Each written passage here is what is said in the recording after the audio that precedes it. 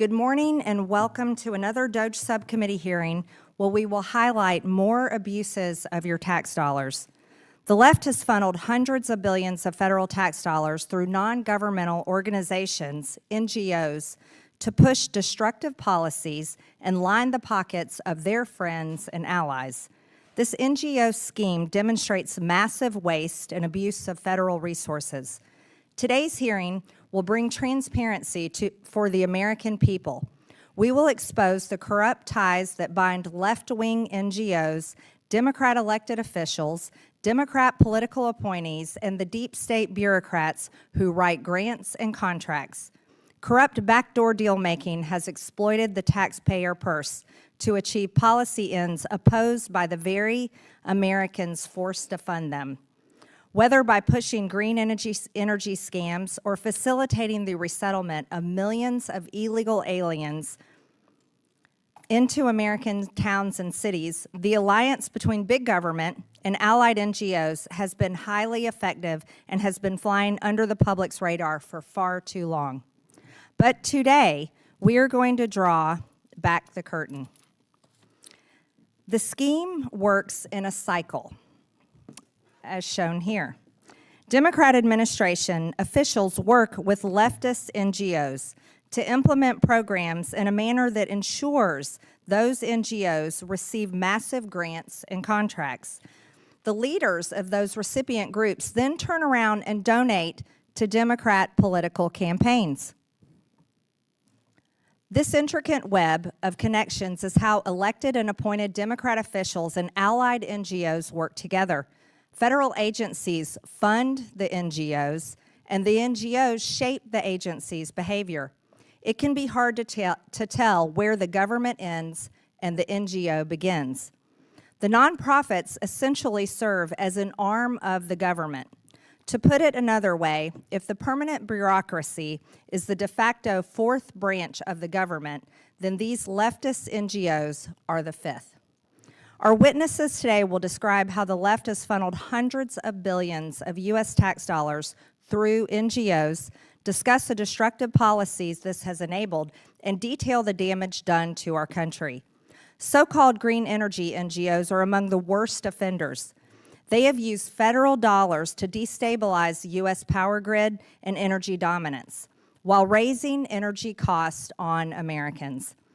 The Biden EPA steered billions in U.S. tax dollars to leftist climate NGOs via a $20 billion slush fund known as the Greenhouse Gas Reduction Fund, GGRF. Like-minded nonprofits were enlisted to implement President Biden's Green New Deal scam. While we are grateful to the Trump administration and EPA Administrator Lee Zeldin for shutting it down and quickly terminating these grants, further accountability is necessary. The full Committee on Oversight and Government Reform is investigating Biden's GGRF.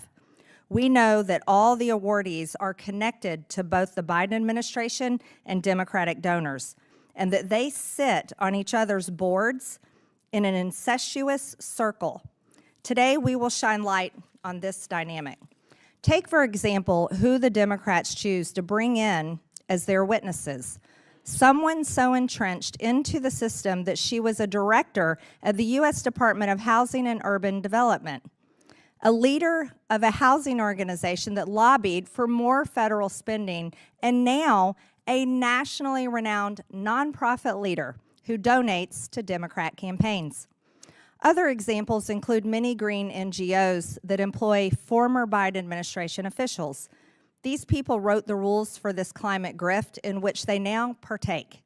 As government officials, they were paid by taxpayers to conduct the grift. Now taxpayers are funding the grant awards that pay their salaries. This cash grab was so large that some nonprofits were birthed solely to get in on the game. One newly created nonprofit, Power Forward, received an astonishing $2 billion from Biden's EPA, despite having just been formed. Power Forward is now part of a network tied to Rewiring America, which employs Stacey Abrams, the twice-failed Democrat candidate for governor in Georgia, and voting rights activist. After all, however, she would have been a good hire given her history of running her own nonprofit, which spent $3.2 million on campaign resources instructing voters to support her campaign, all of which are prohibited actions for nonprofits. Consequently, her nonprofit was levied the largest penalty ever imposed in Georgia's history for violating state campaign finance laws.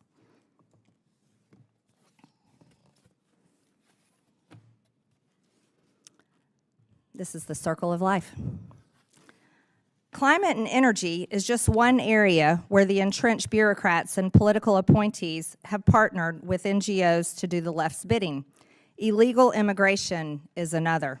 Federally funded NGOs have egregiously abused tax dollars to fund the invasion at our southern border by providing housing, transportation, legal services, and more to shepherd illegal aliens across our border and settle them in our country. These NGOs support the cartels in their mission to invade our country.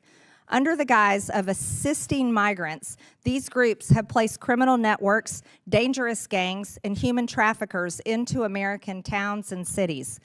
Think about this. The American people's hard-earned taxpayer dollars have been used to literally import rapists, murderers, and terrorists from around the world straight into our communities. Where were these NGOs when 22-year-old Laken Riley was violently murdered by an illegal? Where were these NGOs when 12-year-old Jocelyn Nungare was brutally raped and murdered by one of these illegals? And where were these NGOs when 20-year-old Kayla Hamilton was raped and strangled to death by an illegal? Where were these NGOs over the weekend when the illegal alien launched Molotov cocktails into a crowd in Boulder, Colorado, intentionally injuring a dozen Americans in an anti-Semitic attack? I'll tell you, they were continuing to receive taxpayer dollars to import more of these illegal alien monsters to commit more heinous crimes against our people. Many Americans are familiar with the more egregious offenders. These include Catholic Charities, which raked in over $2 billion during Biden's 4 years, and the Lutheran Immigration and Refugee Service, which received over $221 million in government grants in fiscal year 2023 alone. But many American taxpayers are still unwittingly funding this sort of illegal activity through the United Nations, which is the conduit for much of the funding NGOs use to resettle in our country. Americans are likely unaware that their tax dollars are funding UN efforts such as the cash and voucher program involving 624,000 illegal aliens crossing the border just last year. This $372 million program provides prepaid debit cards and cash in envelopes to illegal aliens to facilitate their movement to and through the U.S. border. The American taxpayer is funding groups that start the migration, the groups that show people how to cross the border by evading U.S. immigration laws, these groups that have been bused and flown illegal aliens, many of them dangerous, into America. Whether exploiting taxpayers to push illegal immigration or fake environmental justice, the left's NGO scheme seeks to destroy our country and fundamentally alter the American way of life. This ongoing waste and abuse of taxpayer resources must end. The Trump administration is turning the tide, and today's hearing is intended to expedite the effort to drain these slush funds dry. If we don't, Democrats can't wait to return to power and continue funding their NGO friends through slush funds and stop deportations. Keep these illegal alien criminals in our country, and of course, fund the Green New Deal scam again.